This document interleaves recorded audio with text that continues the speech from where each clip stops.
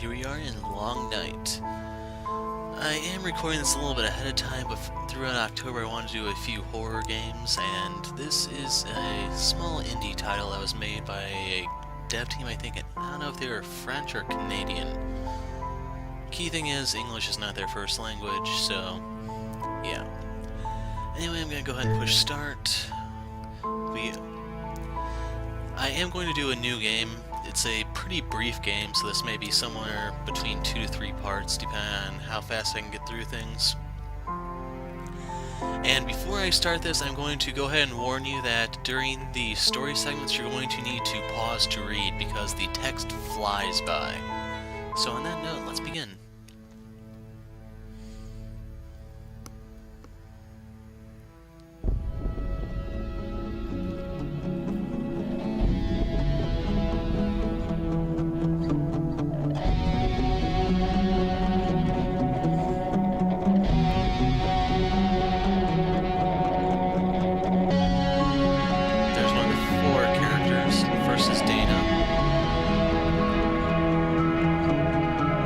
Second is Dean.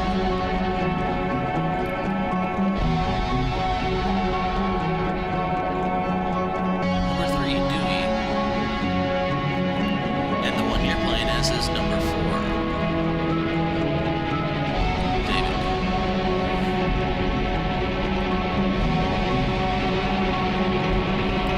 You can see them together in that picture. And in case you didn't gather already, this is definitely not a game for children. So, if you're too young, you may want to just turn this off now.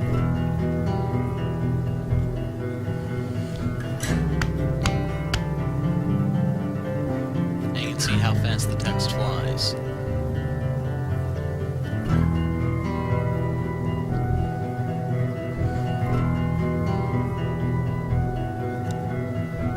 I don't know if they planned on having this voice acted eventually, but they'd have to slow it down for that.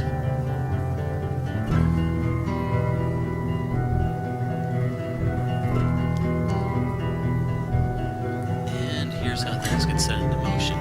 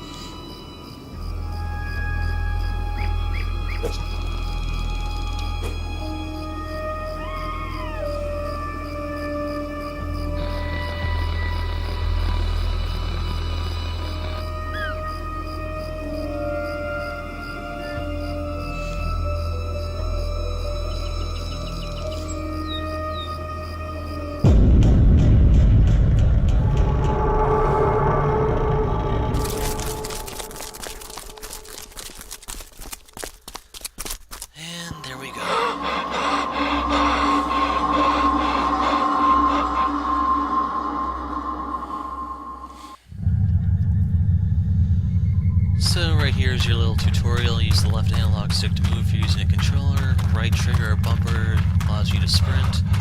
And you need to sprint a certain distance here to find out what happens if you sprint too long. Basically, you completely crap out. So you do not want to run out of breath. It's really, really bad. And if you're wondering, yes, there are going to be situations where you're going to be kind of close. And if you're wondering, I have already beat this game, so I already know what's in store. That was insane, and why is it so dark? The others have disappeared. They must be hiding in the D4 chalet. So, X is how you turn on your lighter. Thing is, you have to be staying completely still to turn it on, and be staying still to turn it on. No, you don't. And here we are. Okay, I had to pause it there for a second because my headset went out, but we're back. So there are 3 things in this game that can actually kill you, and we're about to meet the first one. You can see her standing there.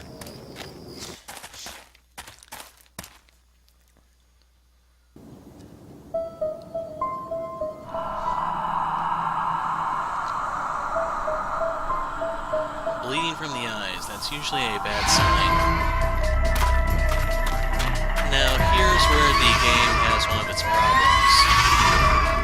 You can get stuck on terrain and other things, and it makes these chase sequences a little bothersome, annoying, however you wish to think of it. But when she's chasing, you need to run to points like these, hide in them, and then she's forced to go away. What the hell was that? Where did that mad woman come from? Looks like she ran into the symbol before she disappeared. The owner was right, the Wakanda's tale is real. So, there are magazines for you to pick up every now and then. Some of these are just pure novelty, like this one about the Clinton Lewinsky scandal. I'm gonna go ahead and grab that one. And unfortunately I don't have the map yet to show you, but Psycho Bitch, as I'm gonna be referring to her, has a few predetermined spawn points.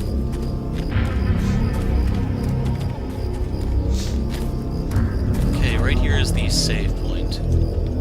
You can see my previous save files. I'm going to go ahead and create a 5th one. And here we have something you can pick up. Monday, August 16th, 1998. I assume that's supposed to be the day the game is taking place at. Voice of the camp. Open letter to the group who rules. Long night. I am writing to address you, the D4 group. We have been putting up with your arrogance now for several years. You are no doubt wondering who we are, and that's absolutely understandable given your own self-centeredness. In your eyes we may be invisible, but we do very much exist. We are the other youths in this camp, those who no longer want to have to wait for you to be done so we can use the game areas. Those of us who are united today to say to you, you are not the only young people in this camp. Furthermore, you are not the big stars you seem to think you are. Even if Dean with his big arms is part of your group, even if Dana the Tease does have half the camp drilling after her, you are not untouchable. Our names may not begin with the letter D, but we still have the right to live alongside you. This is why today it is about time you wake up to the existence of those who live outside your little world. We do not look up to you. We are your equals, and we have had enough. We have the right to be recognized and respected by you. You never know. Maybe if you got to know us, we can even end up as friends. If, however, you decide not to take us into consideration, we give you fair warning that we will be taking the appropriate measures to show you that we cannot be ignored. On this, I leave you in the hope that you'll be able to see reason. So I'm going to go ahead and pick this up.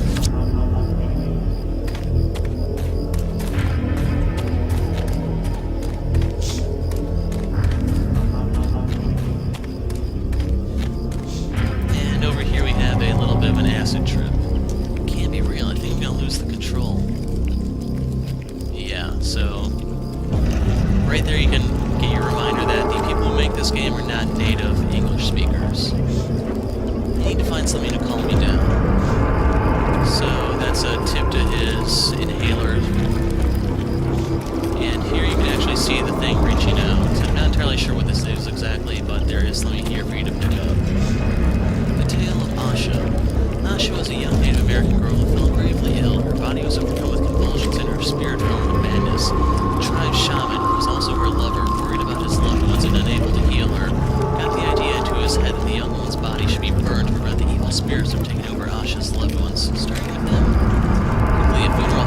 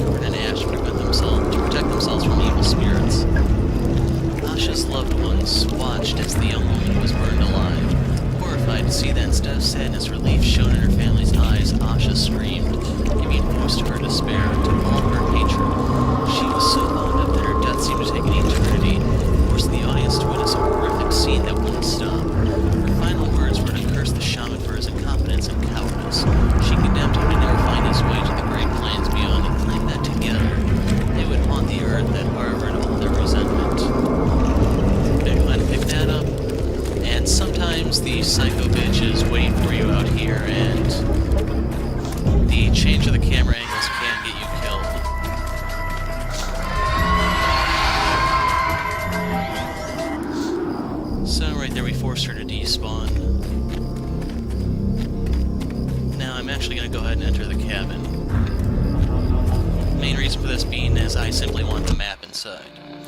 The others obviously aren't here, but I can hear sounds coming from my walkie-talkie. Where is it? I can't find it with all this background noise. So here's the map. Take the map? Yes. And you push select to see it if you're using the controller. Dana's mug. It reads, "You don't know me. If only you knew how much I want to."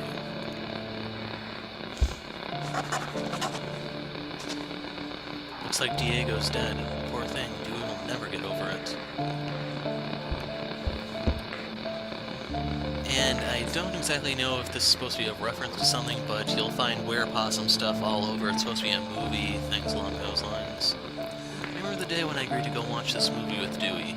He took this photo of us so we could remember it forever. And remember how I said there were 3 things? Oh, wait. It was cool, but looking back, I should have gone with Dana to see Titanic. And I can point out something here. You see how there's an open eye symbol there? That means there's something to be examined there. So, like, if you look at Diego's cage, it's a closed eye. We've seen everything there.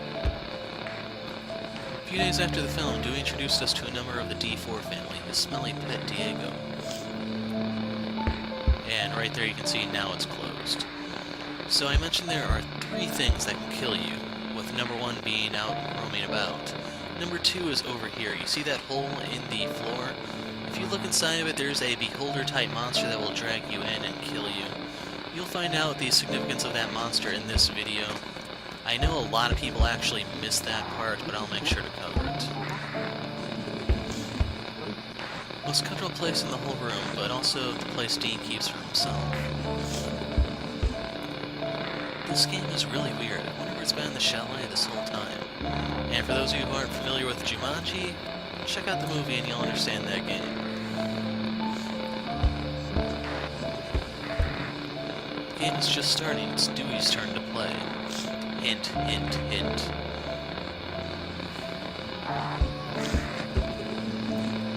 I'm pretty proud of the logo I drew for our group. The D4 group: Dean the King, Dana the Queen, David the Knight, and Dewey the Footman. So we'll go ahead and mute the TV. It's broken since Dean blew it for no reason at the handle. I assume that'll probably come into Dean's story, and there's no telling how long that'll actually take to come out. I'm gonna go ahead and take the inhaler. So you can see the mental state. I don't know what exactly that's supposed to be, if it's health or maybe like some sort of insanity system like eternal darkness. When I played through this, it never actually came up, so I don't know. And I can't get the walkie-talkie yet, so let's go into the other room. Turn off the radio, and now you can hear it. I really like this picture. It makes me feel both powerful and destitute. Mr. Volker gave it to me at the start of the summer. That old painter is a bit weird, but he's always been cool with me. And I don't know if there's any significance to that. It could be in an upcoming part. This group is awesome. I like feeling all my rage disappears, the singer expresses his own. And I guess that's supposed to be Unicorn, and you can see that that's the mascot of the game developers there, the trickster face character. Dewey thinks they did it. Personally, I think Dean talks about it a bit too much for it to be true.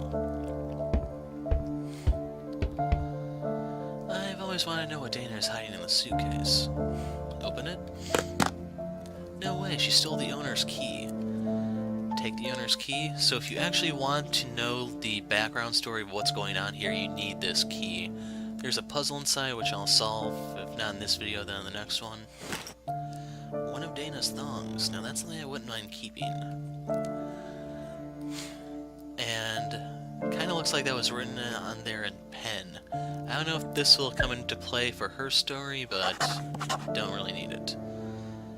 Perhaps I can find out more about what's happening to us if I search the owner's house. He was the one who told me the legend of Wakanda and said I should visit the shaman. So we can see the map, and the owner's house has been circled. So you'll notice that red mark right above Toad Path, that's your safe point from Psycho Bitch. There's one on each of the paths. Knowing where they are is key to surviving here. Now, we start in the top left corner. I've tried going back there, but she appears there and I don't think you can get away from her there. Maybe in a future installment something can happen there. You might be able to reach the parking lot, I don't know. Basically, the further left you go, the more and more danger you're in. And if you're wondering, Dewey is all the way at the pier on the right side. That's where we ultimately need to work our way up to. Right now we are in cabin 101. You can check out the other ones. Cabin 203 is another point of death, I should say. Usually when I've gone there, I'd find Psycho Bitch waiting there at where the road from the pier converges, and I can't get past her to any sort of safety point. I always die. One neat thing that's over there is the ghost of David's cat, but I don't think I'm going to bother with it. Maybe in a future installment we can. And the teepees and totem at the top is where we found the Legend of Asha.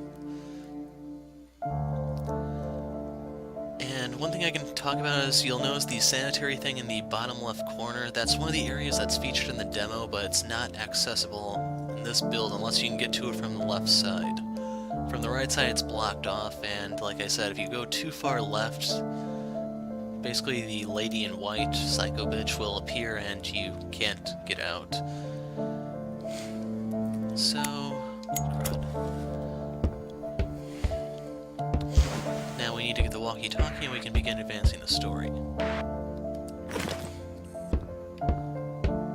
Maybe one day this spot will be mine.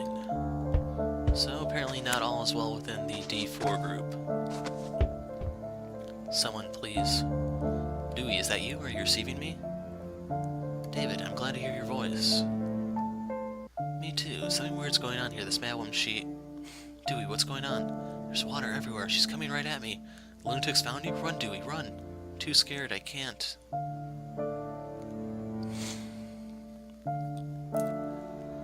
So we need to go find Dewey. I'm going to go ahead and drop a save point here. You can see that I'm actually playing this on September 19th.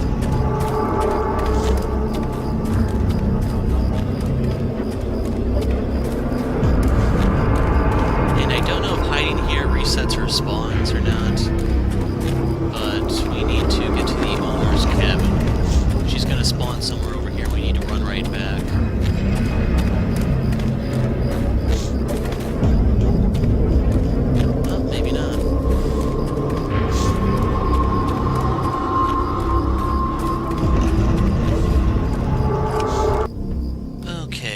Right here, I'm leaving the owner's house. If you want to find out what happened there, you have to check the other video.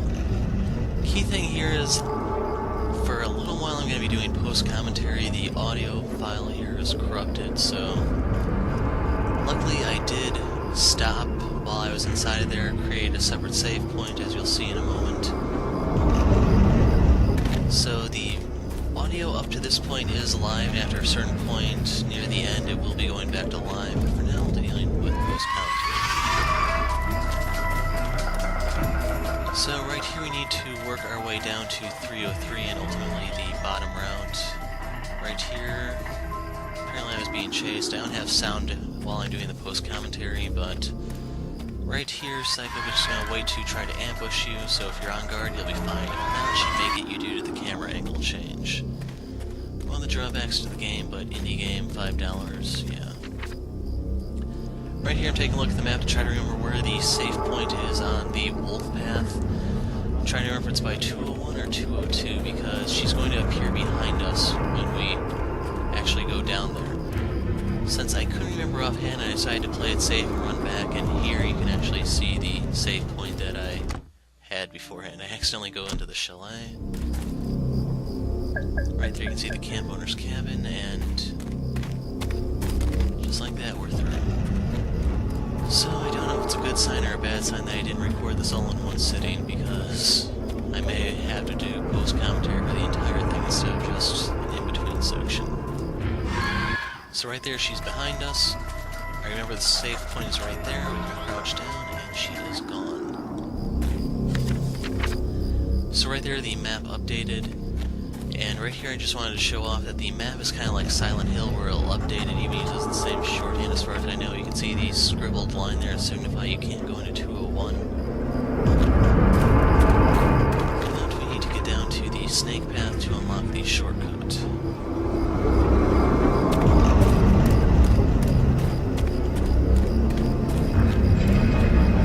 So right here at 202 we're going to have another, well, one of the glitches that you'll find in this game. For some reason it says I've already examined the doghouse. Yeah. Other one will be near the end. Live commentary will be intact, so you'll see my confusion firsthand. Anyway, this is the route leading to the snake path. We need to head down there, and I can't remember offhand where the safe point is, but I believe it's right there in view as soon as you get down there, so you can just run right over there and you're golden. So right there I used it to just have it appear on the map. You can see it's right here by 303. 303 is Dewey's place, which we'll be coming back to in a second.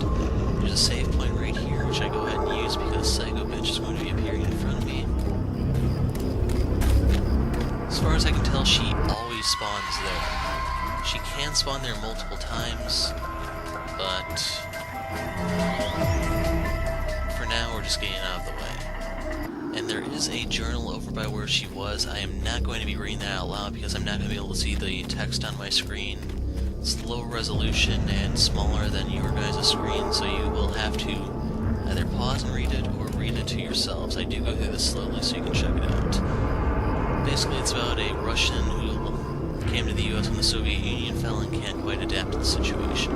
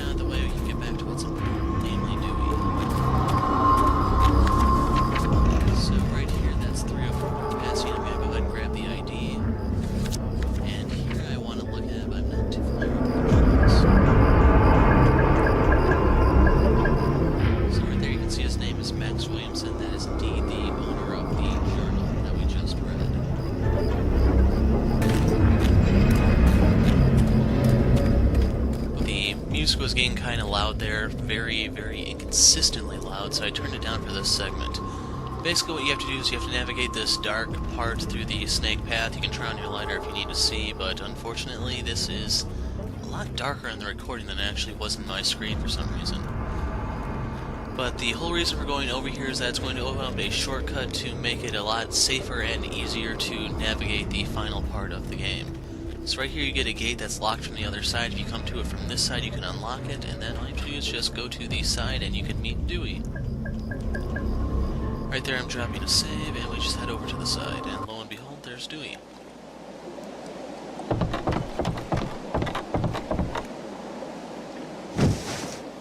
Dewey, are you okay? Did she hurt you? If I'm a good boy and I don't move, she will be kind to me. Right there you should realize he's not seeing the same thing as Dave there. I'll never be safe again. Only my father can save me. Please, David, find him. He'll know what to do. So this kind of makes you wonder what the other two are seeing. Dewey's losing it. His dad spends every summer out on his boat. You should probably go to his place and see what's up. Yeah, we'll have to see what Dana and Dean see in future installments. For now, we have to go back to 303, and then we can actually get the clues to figure out what's going on with Dewey and help him.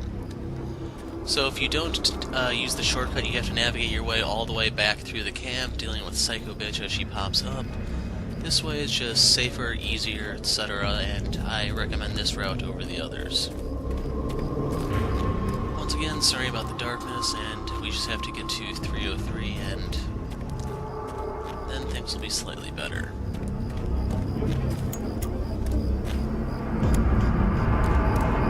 So right here we're out the other side, and it's basically just a straight shot from here. So there we are. We can now go inside.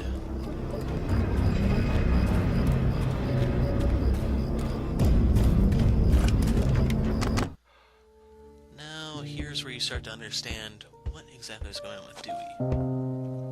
Dewey, watch your weight. You don't always need dessert. Are we talking about the same Dewey, the shrimp of the group? Looks like Dewey had pancakes for breakfast this morning. He's so lucky. Or did he? All these pancakes in the trash. What a waste. Those poor, poor pancakes. And here you can start to understand what exactly is going on with Dewey. Proceedings. These documents from 1994. Dewey told us his dad was out at sea each summer, but once home it was happy families. He's obviously lying. According to these papers, his dad left years ago and waived his right to see his son. Why do you hide this from us, Dewey? In reality, most kids are embarrassed about divorces for at least some stage of their lives, and they tend not to talk about it. They all look pretty happy here, and yet something seems off in this photo. You'll be able to see the truth here once you actually know Dewey's secret. But for now, it looks like a happy family, right? First things first, we're going to the bathroom. Looks like something's at the bottom. Pick up pieces of the photo. And right here, I'm going to go ahead and assemble it. Looks like someone went to town on this picture. So you have to hold the A button, and then you can use the triggers to rotate it, and you need to move the pieces around. You don't want to cover a piece, because then you have to move a different piece to uncover it. So right there I move the one off to the side, and I'm assembling the picture from right to left. Right there's the dad's face. You go ahead and slide that up at the top, make sure it's rotated correctly. That's the bottom part of his face. I don't really know why it's all whited out. There's the mom's face, and there's the mom's body, and something is still missing. So we have the partial picture now. Painkillers, band-aids, mosquito repellent, and Valium. What's that for? Sadly, I didn't remember offhand to look up what exactly Valium is. It's either a painkiller or an antidepressant. But it's a pretty strong drug, and really one you don't want to take unless you have to. It has some pretty nasty side effects. And to make things worse, Dewey's mom is taking that with alcohol, so yeah. Miss Johnson seems to have vanished, just like all the other holiday makers. We've been well and truly abandoned. Let's see if there's something in here. Open the closet. An old box seems to contain Dewey's dad's things. Take his dad's ID. Still don't know the significance of the IDs, but I have them if I need them. Family photos, but the dad has been cut out from every single one. And that's going to play a role in the end of this chapter. How can someone who keeps her house so tiny let her bedroom get in such a mess? A glass of wine has spilled all over this painting. It's ruined.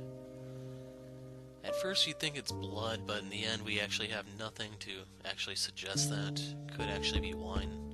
Miss John seems to be washing her medication down with wine. Poor woman, I feel bad for her. It's a pretty bad idea nonetheless.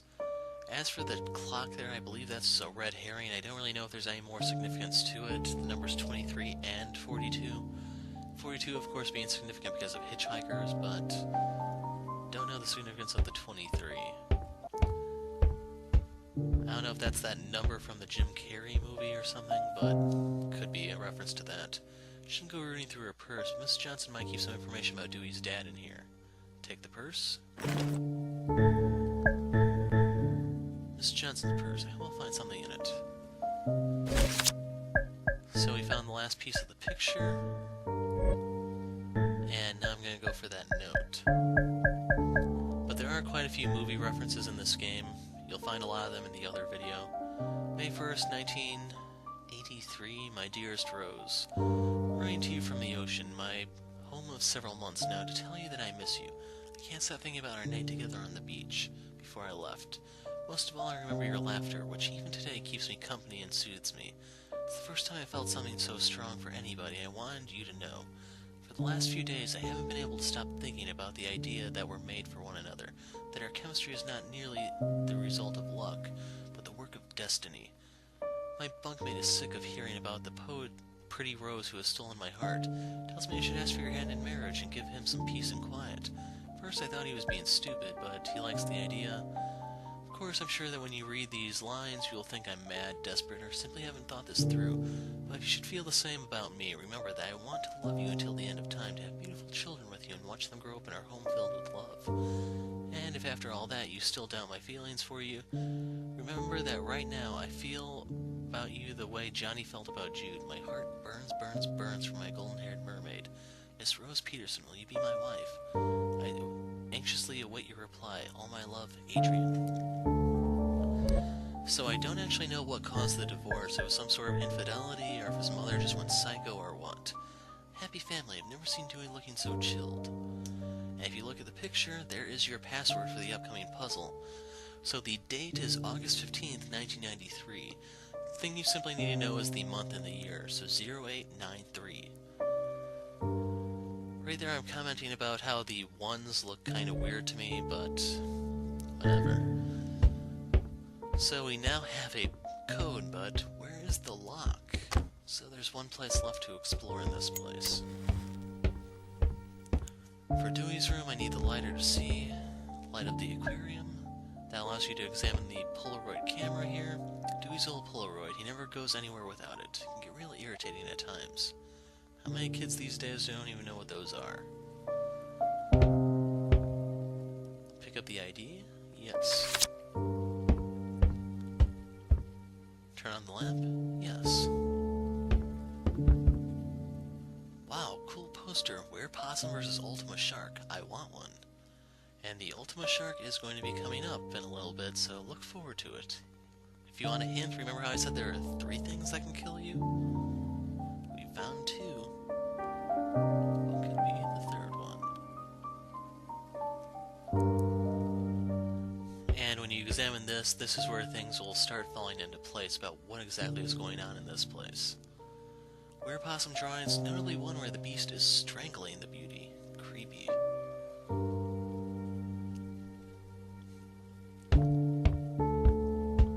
So we need to hit the last lamp here, and there are more things to examine. Dewey's famous camera. He's always hiding behind it, but is too shy to get in the photos himself. He's got a TV in his room with a VCR, too. And that's not a flat screen TV, so hopefully that makes you guys feel old if you actually remember VCRs, because it sure as hell makes me. Remember any more dirty tricks and I'll cut it off. What's that supposed to mean? And if your mind went to the gutter for this one, good, because it's in the right place. Hey, is that me sleeping? At my own chalet? How the hell did you take this? More importantly, why? So if you look at these pictures, you may notice someone is missing. We have a solo picture of David in the bottom middle. We have a solo picture of Dean in the top right. We have a group picture in the bottom left, but someone is missing. Who could that be? And right there you can see the open eye symbol, so there's still one more thing to examine. A D4 group photo with everyone in it. We're a pretty odd-looking family. Looks like there's something hidden under her bed, and right here I'm confused about the her part. I assume that's Dewey's bed, but I'm not totally sure. Place the box on the bed? Yes. The bed's Dewey's secret box. I hope I'll find something in it to help him. Open the padlock, and we need a 4-digit code. What could it be? You think it's 2342 or 0893? Don't fall for the red herring, folks. Pokemon cards, Pogs, the Werepossum VHS tape, and what's that? So, hopefully this is making you guys feel old. I don't remember if there actually were Pokemon cards back in '98. Take the pieces of the photo? Yes. Take Dewey's diary, but first we have to read this. Mom won't stop crying. She's in her room. I can hear her sobbing from here. She told me again that it was my fault if Dad left and hit me, but I know she's wrong. Dad loved me. He would take me out fishing into the cinema. We spent a lot of time together. She was the one who scared him off with all her shouting and swearing. I hate her.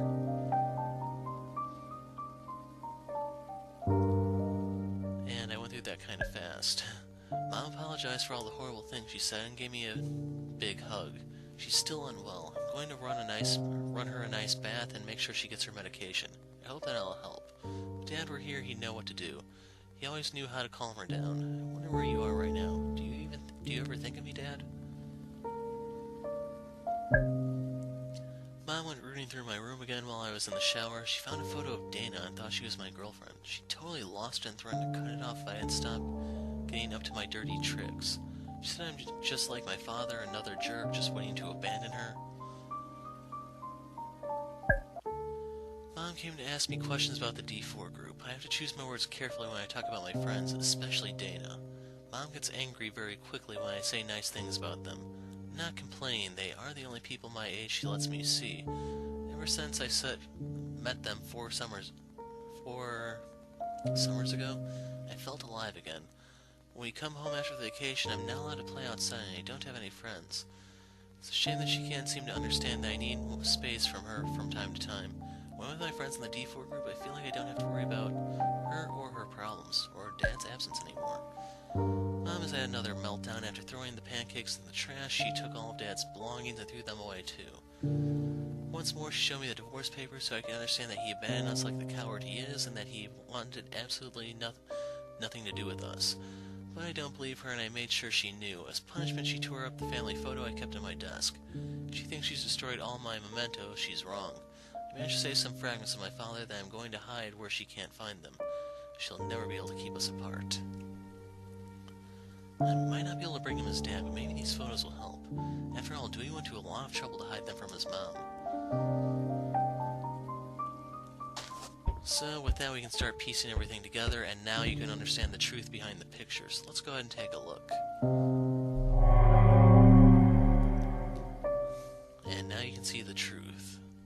The smothering mother is afraid that he's going to abandon her, and she's doing everything in her power to cling to him.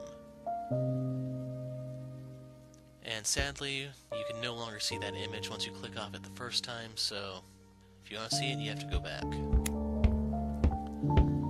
But now David is going to put all the pieces together, and then we can try to rescue Dewey. So right here you get to see events play out in front of you. I turned down the volume here because the microphone was picking up my coffee and clearing my voice instead of my throat. But you can see how things play out for Dewey. You can see he's not allowed to play with kids his age.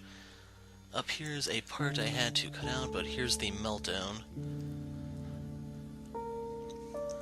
Right here, she's searching under the bed. She finds some questionable magazines that I have to take out, so hopefully this video does not get pulled from YouTube. The scissors come out. And now that we understand, it's time to go rescue Dewey. Let's blow this pop stand. Okay, my water bottle is now empty, so I need to wrap this up. Okay, that's the final save. Hopefully Psycho Bitch... Nope, she's not there.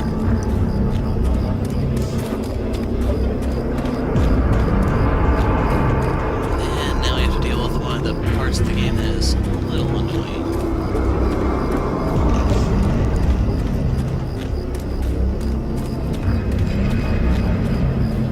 It's time to meet the third thing that is going to try to kill us.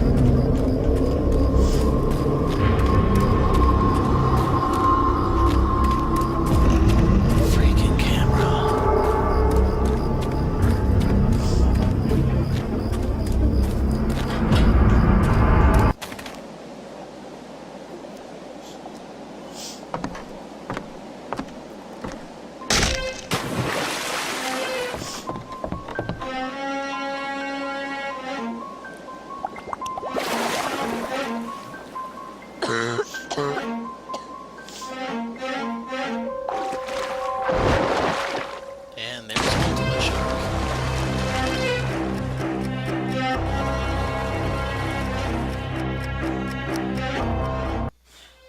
So we're not gonna let that shark eat our friend, are we?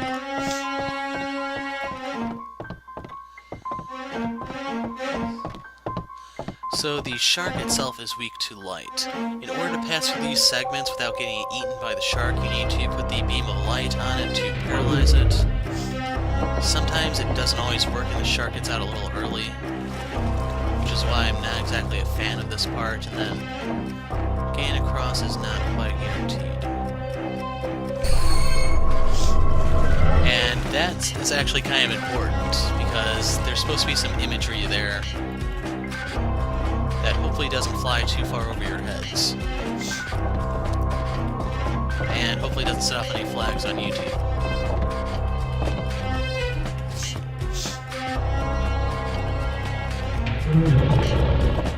Nope, I didn't freeze it.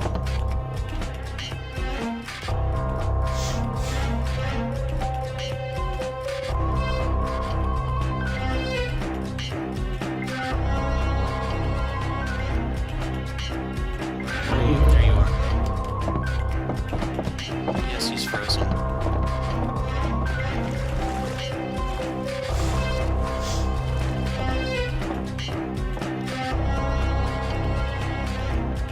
Okay, he's on the move again, so I just gotta time this carefully. As soon as you enter the water, he's gonna beeline for you, but this part is so short that you can get across it. And here's the first part that you have to go to. So you're in the bathroom, and we have to use those pieces that we got out of Dewey's lockbox to complete the photographs. This is definitely my least favorite part of the game, and I can't run for some reason. My run button's not working.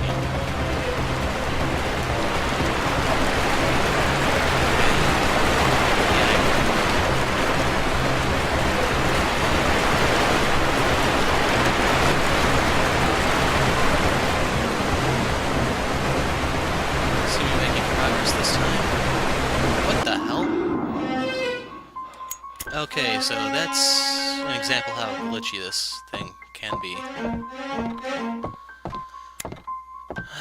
But we're back in the waters here. And this part... I'm trying to find the segment before I... Oh, right here. Sometimes the shark will jump out and destroy these planked sections, but right now he's not doing it for some reason because he doesn't want to be convenient for me, I guess.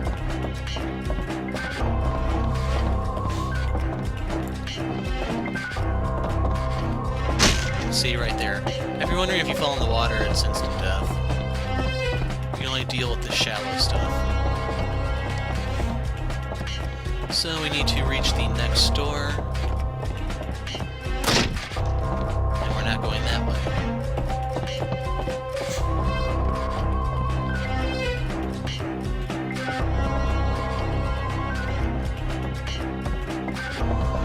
So it's the same as last time. Hit the shark with the beam to paralyze it. Now he's not paralyzed.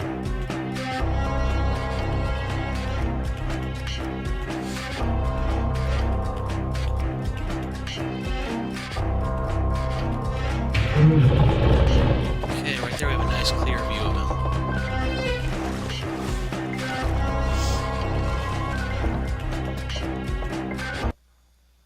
And we get to complete the next picture.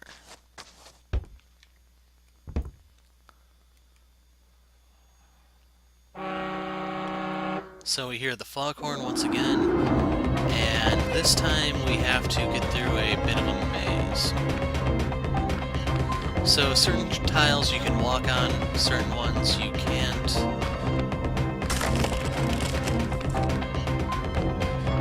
And certain ones are booby traps so that the shark will jump out and just instantly kill you.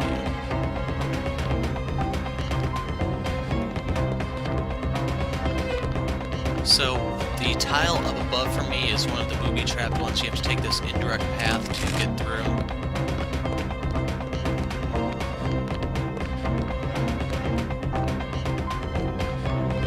Bypassing the tile right behind me now, you avoid the death trap.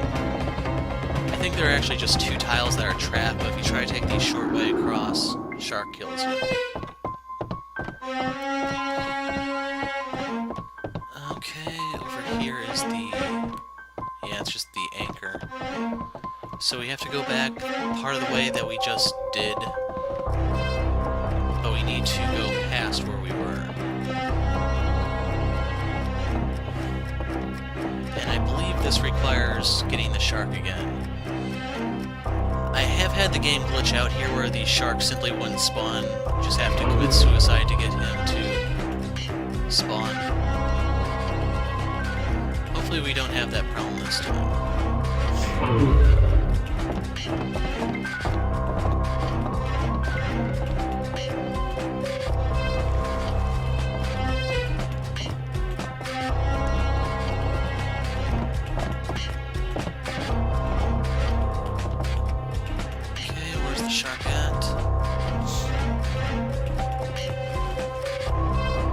See that he was trying to turn around, but I got up in time. Now we need to use the third picture piece and reach that door over there. I don't know if he's actually still paralyzed, we'll see.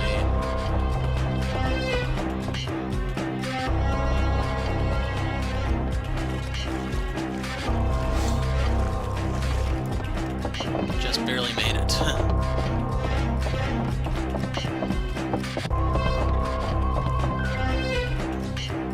This is the last one. We need to cross from there to there.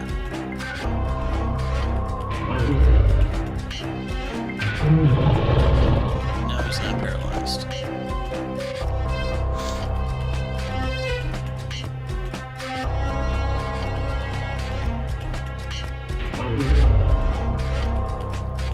I suck with this.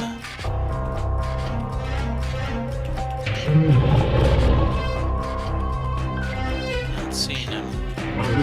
Oh, there.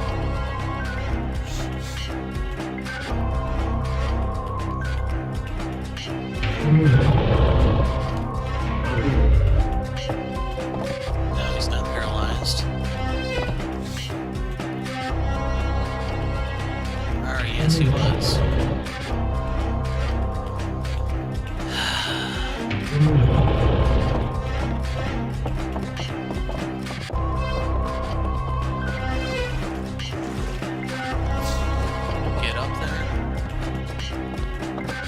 Through. So the final picture we can now repair, and the boat has arrived. And now hold down on the stick as soon as you push to move forward, because the shark is now going to destroy the docks to get you.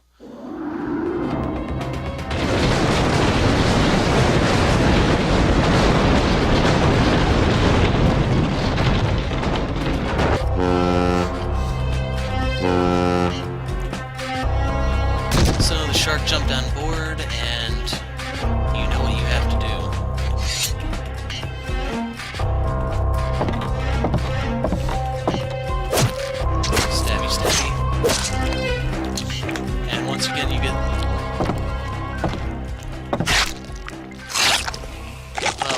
you understand the whole mouth image thing. Not quite a mouth. And there's Dewey. Thought you were dead.